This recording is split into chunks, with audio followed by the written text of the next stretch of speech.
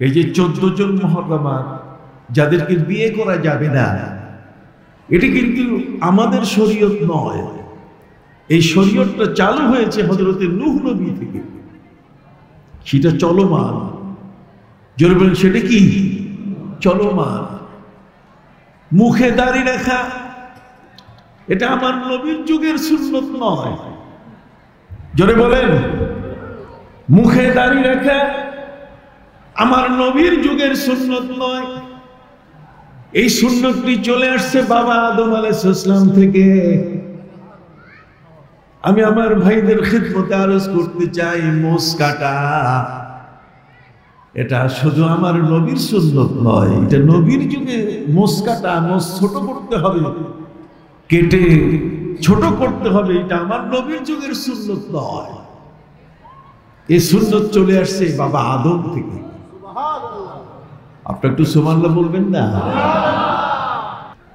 মেসওয়াক করা, নামাজের সময় ওযু করতে গিয়ে যে মেসওয়াক করতে হয়, এটা আমার নবীর যুগের সুন্নত শুধু নয়, বরং এই সুন্নত চলে আসছে বাবা আদম আলাইহিস সালাম থেকে।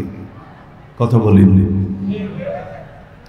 খাতনা করা সুন্নাত। কথা বুঝতে পারছেন? এটা বাবা আদম আলাইহিস সালাম থেকে চলে আসছে। আশারুন মিন সুনানিল মুরসালিন, 10টি হচ্ছে নবীদের সুন্নাত। সকল নবী 10টি কাজ করেছেন। 5টি হলো গলার উপরে, আর 5টি হলো গলার কি নিচে। গলার উপরে 5টি, ইফাউল লুহা দাড়ি রাখা, ওয়া কাসসুশ শাওয়ারে মোস কাটা, ওয়া সিওয়াক মিসওয়াক করা, ওয়াল মাজমাজা কুলি করা, ওয়াল ইস্তিনশাক নাকের মধ্যে পানি দিয়ে নাক ঝাড়া দেওয়া। কথা বলেন।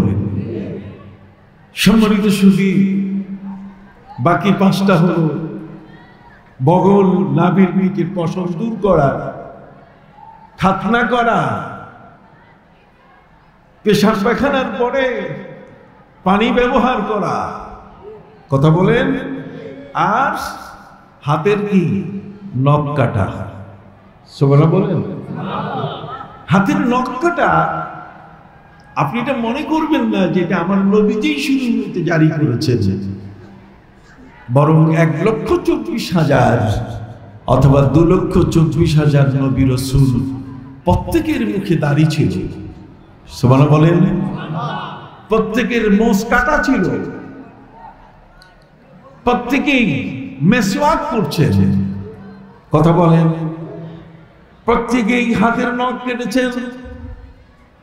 ভাইরা আমার, জগতের যত নবী আছেন, আশারুন মিন সুনানিল মুরসালিন, সকল নবী সেই কাজগুলো করেছেন যেগুলো নবী করার কারণে এটা সুন্নতে রূপান্তরিত হয়েছে। যারা বলেন সুবহানাল্লাহ। নবী যে কাজ করেন সে কাজটার নাম কি? সুন্নাত। যারা বলেন সে কাজটার নাম কি?